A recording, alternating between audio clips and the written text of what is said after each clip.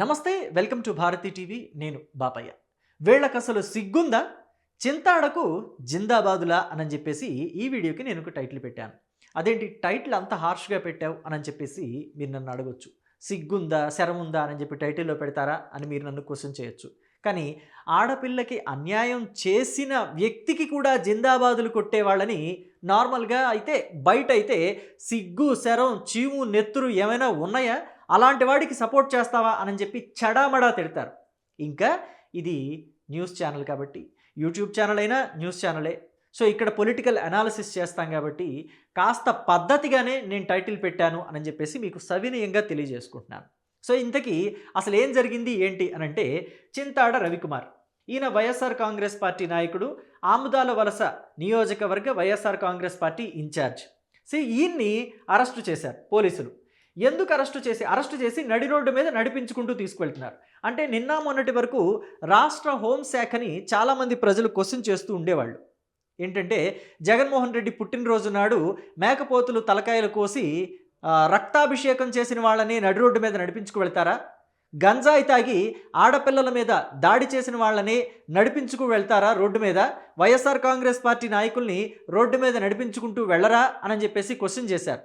వాళ్ళు తప్పు చేస్తే వాళ్ళని చక్కగా అరెస్టు చేసి జీపులో ఎక్కించుకునో కారులో ఎక్కించుకుని తీసుకువెళ్తున్నారు. ఎందుకని వాళ్ళని నడిపించరు నడి రోడ్డు మీద అని చెప్పి క్వశ్చన్ చేశారు. మరి హోంమంత్రి వరకు ఆ క్వశ్చన్స్ వెళ్ళాయో ఏమో తెలియదు, కానీ హోంమంత్రి వంగలపూడి అనిత పోలీసులతోటి ఈ చింతాడ రవికుమార్ అనే వైఎస్ఆర్ కాంగ్రెస్ పార్టీ నాయకుడిని నడి రోడ్డు మీద నడిపించుకుని తీసుకువెళ్ళేలాగా చేసినట్టున్నారు. ఇదిగోండి చూడండి, నడిపించుకుంటూ తీసుకువెళ్తున్నారు. ఈయనే ఆయన.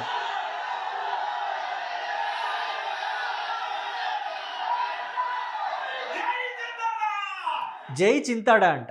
సిగ్గు శరం ఏమైనా ఉందా ఇలాంటి జిందాబాదులు, జేజేలు కొట్టడానికి? చింతాడ రవికుమార్ ఒక లేడీ ఎస్ఐ మీద చేతులు వేసి అసభ్యకరంగా ప్రవర్తించినందుకు గాను ఆయన మీద కేసు పెట్టి ఆయన్ని జైలుకు తీసుకువెళ్తున్నారు. అంటే రిమాండ్కి తీసుకువెళ్తున్నారు. పోలీసులు ఆయన్ని కోర్టులో హాజరుపరచడానికి తీసుకువెళ్తున్నారు. రిమాండ్ పడుతుందా లేకపోతే శిక్ష పడుతుందా ఏంటనేది, బెయిల్ వస్తుందా ఏంటనేది రేపటి విషయం. కానీ ఇక్కడ ప్రజలు ఆలోచించవలసింది ఏంటి? వైఎస్ఆర్ కాంగ్రెస్ పార్టీ కార్యకర్తలైనా సరే ఆలోచించవలసింది ఏంటి? ఇవాళ ఆ లేడీ ఎస్ఐ మీద చేతులు వేశాడు చింతాడ రవికుమార్.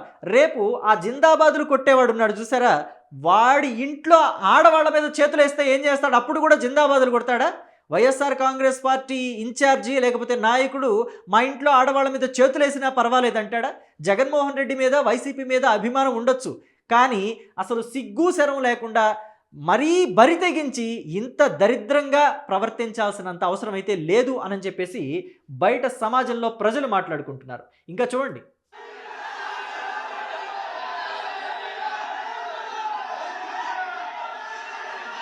ఇక్కడ చూడండి.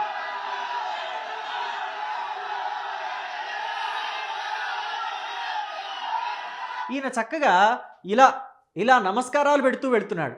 ఏదో దేశ సేవ కోసం జైలుకు వెళ్ళినట్టో లేకపోతే స్వాతంత్ర సమరయోధుడై జైలుకు వెళ్ళొచ్చినట్టో, జైలుకు వెళుతున్నట్టో ఆయన ఫీల్ అవుతున్నాడు. చేసింది సిగ్గుమాలిన పని అని చెప్పేసి ఆ ఇంగిత జ్ఞానం పనిచేయటం లేదా?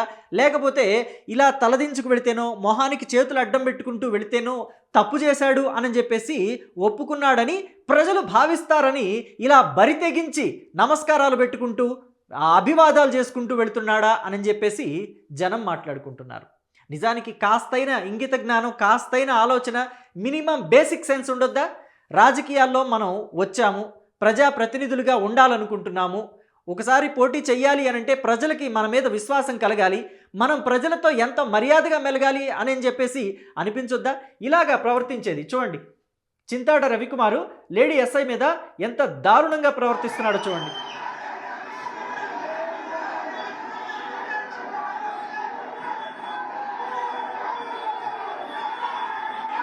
ఒక లేడీ ఎస్ఐని ఆడమనిషి అని కూడా లేకుండా, ఆడపిల్ల అనే గౌరవం కూడా లేకుండా, మర్యాద లేకుండా అటు ఇటు విసిరేస్తూ ఆ అమ్మాయిని అతలాకుతలం చేసేసి అవతల పడేశారు. పైగా ఏమన్నారు? ఆరోగ్యం బాగోకపోతే మేమే పక్కకు తీసుకెళ్ళి కూర్చోబెట్టామని చెప్పేసి ఒక బొంకడం అనమాట. ఒక రకమైన అబద్ధాల పుట్ట. వైసీపీ పుట్టిందే అబద్ధాల మీద తెలుగుదేశం పార్టీ పదే పదే విమర్శలు చేసేది ఇందుకేనేమో అని అనిపిస్తుంది నాకు. సో మొత్తం మీద ఆ అమ్మాయే బయటకు వచ్చి నన్ను ఇంత ఇబ్బంది పెట్టారని రాష్ట్ర హోంమంత్రి ముందు, అలాగే పలాస నియోజకవర్గ ఎమ్మెల్యే గౌతు శిరీష దగ్గర కూడా ఆవిడ గోడు వెళ్ళబోసుకున్నారు. సో ఇంత దారుణంగా ప్రవర్తించిన తర్వాత కూడా వైఎస్ జగన్మోహన్ రెడ్డి ఎక్కడ చింతాడ రవికుమార్ని పిలిపించి ఏంటి దీని గురించి ఏం సమాధానం చెప్తావు, ఇలా ఎందుకు ప్రవర్తించావు, నీ వల్ల పార్టీ పరువు పోతుంది అని చెప్పేసి మాట్లాడిన దాఖలాలు ఏం లేవు. ఇవాళ అంటే నిన్న సాయంత్రం ఆయన అరెస్ట్ చేసి తీసుకువెళ్ళారు కదా, నాకు తెలిసి రేపో ఎల్లుండో ఆయనకి రిమాండ్ పడి జైల్లో పెడితే ఆయన్ని రిమాండ్ ఖైదీగా ఉంచితే ఖచ్చితంగా జగన్మోహన్ రెడ్డి ఇంకొక ఓదార్పు యాత్ర చేస్తారు. మా నాయకుల్ని అన్యాయంగా అరెస్టు చేశారు అని చెప్పేసి చెప్తారు.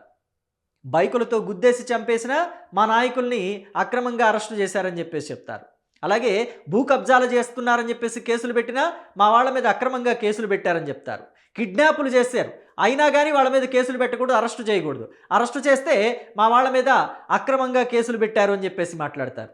పోలీసుల విధులకు ఆటంకం కలిగించిన అమ్మనాభూతులు తిట్టినా సరే అంబటి రాంబాబు లాంటి వాళ్ళు ఎక్కడ అరెస్టు చేయకూడదు, అరెస్టు చేస్తే మా వాళ్ళని అక్రమంగా అరెస్టు చేశారంటారు. పైగా కాపు టైగర్ అని బిరుదు కూడా ఇస్తారు జగన్మోహన్ రెడ్డి.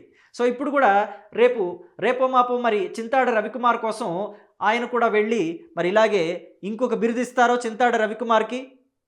అభినవ దుశ్శాసనుడు అంటారో లేకపోతే అభినవ దుర్యోధన సార్వభౌమ అని చెప్పేసి ఏమైనా బిరుదిస్తారో తెలియదు, మరి చూడాలి.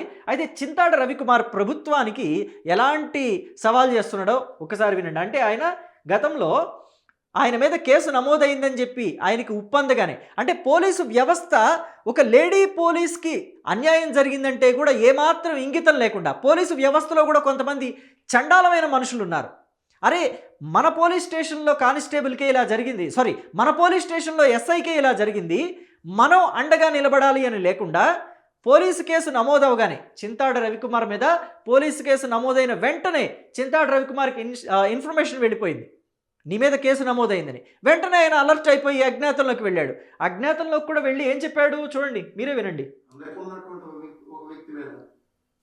రిజిస్టర్ ఆఫీస్ లో డాక్యుమెంట్ రైటర్ గా పనిచేస్తున్న రిజిస్టర్ ఆఫీస్ లో ఉన్నటువంటి వ్యక్తి మీద, అంటే అక్కడ లేనటువంటి వ్యక్తుల మీద, ఇవి నేను ఆథరైజ్డ్ గా ప్రెస్ మీట్ పెట్టేసి మీకు చూపిస్తాను, తర్వాత చూపిద్దురు కానీ వాళ్ళ మీద పెట్టండి. వాళ్ళందరూ అమాయకులు, వాళ్ళని ఏదో ఒక విధంగా కోర్టు ద్వారా కేసుల నుండి బయట పెట్టాలనే బయట పెట్టే ప్రయత్నంలో భాగంగా ఒక కోర్టుకు వెళ్ళి వాళ్ళని తీసుకొచ్చి ఏదో ఒక విధంగా ఉపశమనం కల్పించాలనే భాగంగానే ఈ రోజు ఆ ప్రయత్నంలో ఉన్నాము. అందుకనే అజ్ఞాతంలోకి వెళ్ళానని చెప్తున్నాడు. కేసులు భయపడిపోయి వెళ్ళిపోయేలా కానే కాదు. ఇంకా మీకు చెప్తున్నాను, ఆ 20 మంది మీద కేసులు తీసేయండి, నా మీద మరి 10 కేసులు పెట్టండి, నేను గంటలో వచ్చి మీ ముందు నేను సరెండర్ అవుతాను. ఒక గంటలో వచ్చి సరెండర్ అవుతాను అని చెప్పేసి ప్రభుత్వానికి పోలీసు వ్యవస్థకి ఆయన కండిషన్లు పెట్టే స్థాయికి వెళ్ళారు మొన్నటి వరకు. ఇవాళ పోలీసులు నిన్న సాయంత్రం అరెస్ట్ చేశారనుకోండి, అది వేరే విషయం. అరెస్టు చేయకముందు ఆయన అజ్ఞాతంలో ఉండి ప్రభుత్వానికి పోలీసు వ్యవస్థకి కండిషన్లు పెట్టారు. పైగా పోలీసు వ్యవస్థలోనే కొంతమంది ఆయనకి ఇన్ఫర్మేషన్ అందించకపోతే ఆయన ఎందుకు అజ్ఞాతంలోకి వెళ్తాడు? ఎందుకు ఆల్ ఆఫ్ ద సడన్గా వెళ్ళి అరెస్ట్ చేయలేదు? నోటీసులు ఇచ్చి అరెస్ట్ చేయాల్సిన కేసా ఇది? నోటీసులు ఇచ్చి మీ వివరణ చెప్పండి అని చెప్పేసి అడగాల్సిన కేసా ఇది? ఒక లేడీ ఎస్ఐ మీద ఎంత దారుణంగా ప్రవర్తించిన కేసు ఇది. ఆవిడ మీద చేతులేసి ఆవిడని అతలాకుతలం చేసి ఆగమాగం చేసి ఇబ్బంది పెట్టి చేసిన కేసులో పోలీసులే హెల్ప్ చేశారంటే నిజంగా వాళ్ళకి సిగ్గుందా అలాంటి హెల్ప్ చేసిన పోలీసులకి? సో దీని మీద మీ అభిప్రాయాన్ని కమెంట్ బాక్స్లో తెలియచేయండి. నేను పెట్టిన టైటిల్ కరెక్ట్గా ఉందనుకుంటున్నారా లేదా తప్పు అనుకుంటున్నారా? చింతాడ రవికుమార్ని ఉద్దేశించి ఇలాగ జేజేలు పలికే ప్రజలు లేకపోతే వైసీపీ కార్యకర్తలు ఎవరైతే ఉన్నారో వాళ్ళకి సిగ్గుందంటారా, సిగ్గు లేదు, సిగ్గు విడిచేశారు అని అంటారా?